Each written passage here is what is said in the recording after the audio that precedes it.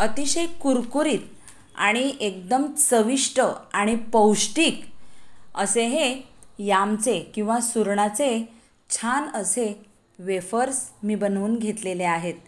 हे वेफर्स म्हणजे बटाटा वेफर्सपेक्षा अतिशय छान। बटाट्यामध्ये साखर असते, साखरेचं प्रमाण जास्त असतं, म्हणून काही जण बटाट्याचे वेफर्स खाण्यासाठी अवॉइड करत असतात। मग त्यांच्यासाठी मी घेऊन आली आहे yam wafers. Hello everyone, yummy recipes चॅनलमध्ये मी आशा आपणा सर्वांचं खूप खूप खूप मनापासून स्वागत करत आहे। आज आपण एक आगळा वेगळा व्हिडिओ पाहणार आहोत, एक आगळी वेगळीच कृती पाहणार आहोत। तर मी मागच्या वर्षी आफ्रिकेला गेले होते, तेथून मी याम आणले होते।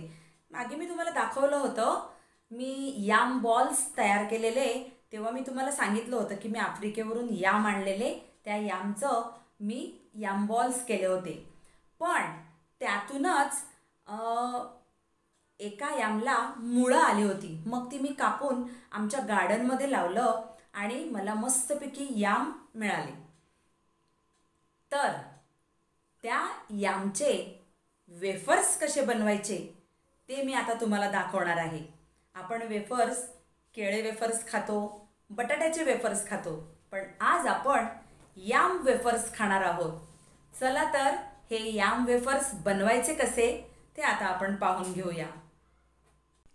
सर्वप्रथम या यामचं किंवा या सुरणाचं वरचं हे जे साल आहे ते काढून घ्यायचं आहे। सालसुद्धा कडकच असतं, याम मात्र एवढा कडक नसतो, पण साल वरची असते ना ती कडक असते।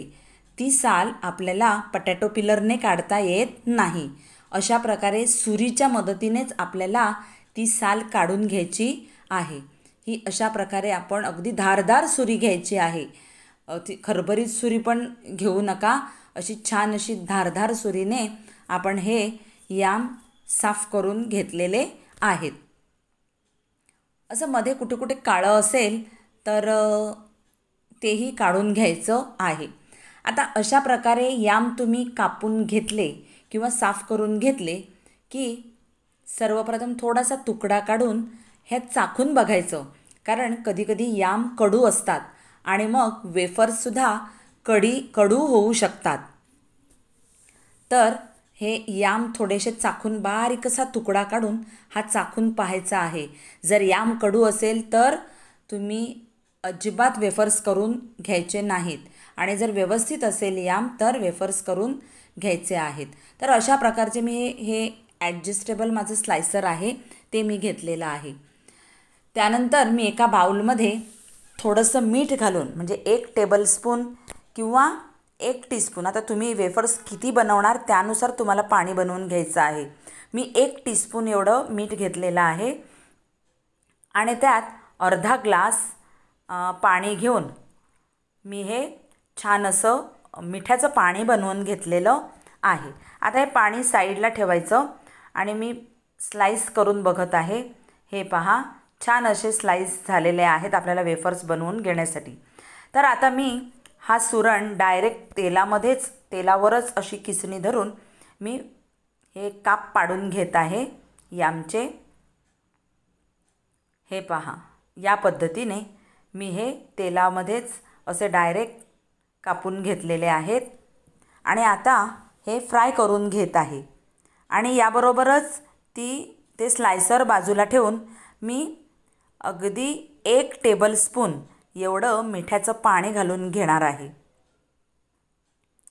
इथे तुम्ही पाहू शकताय की फ्राय होण्यासाठी मी मिठाचं पाणी घालून घेतलेलं आहे डायरेक्ट तेलामध्ये।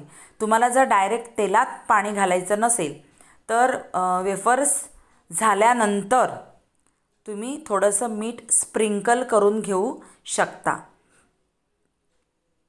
तर अतिशय क्रिस्पी वेफर्स होतील। तेव्हाच आपल्याला हे तेलामधून काढायचे आहेत।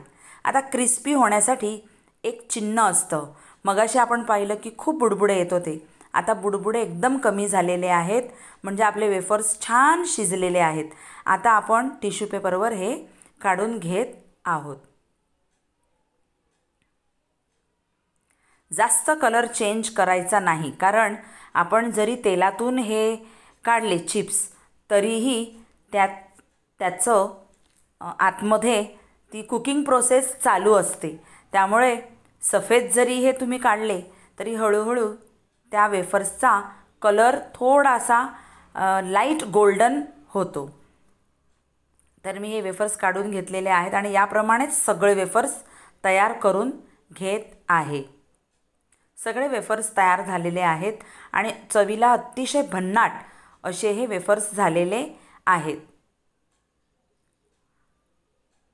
तुमच्याकडे जर अशा प्रकारचे याम असतील तर तुम्ही असे वेफर्स नक्की करून पहा. तुम्ही आवाजसुद्धा ऐकून घेऊ शकता. मस्त कुरकुरीत झालेले आहेत आणि तेलही, विशेष म्हणजे माझ्या हातांना तेलही लागत नाही. अतिशय सुक्के हे वेफर्स झालेले आहेत आणि हे तुम्ही सॉसबरोबर पण खाऊ शकता, टोमॅटो सॉसबरोबर किंवा नारळाची चटणी असती त्याबरोबरसुद्धा तुम्ही हे वेफर्स खाऊन घेऊ शकता. छान असे वेफर्स तयार झालेले आहेत. एकदम कुरकुरीत, खुसखुशीत आणि चवीला एकदम भन्नाट असे वेफर्स झालेले आहेत. तुमच्याकडे जर असे याम असतील, लांबट प्रकारचे याम असतील, याम म्हणजे सुरण, असे लांबट सुरण असतील तर नक्की तुम्ही घरी अशा प्रकारचे वेफर्स करून खाऊन बघा आणि खाल्ल्यानंतर मात्र माझ्या या व्हिडिओला लाईक करा, शेअर करा, कमेंट करा आणि सबस्क्राईब करायला विसरू नका. मग आपण भेटूया पुढच्या अशाच एका खमंग व्हिडिओत. तोपर्यंत बाय.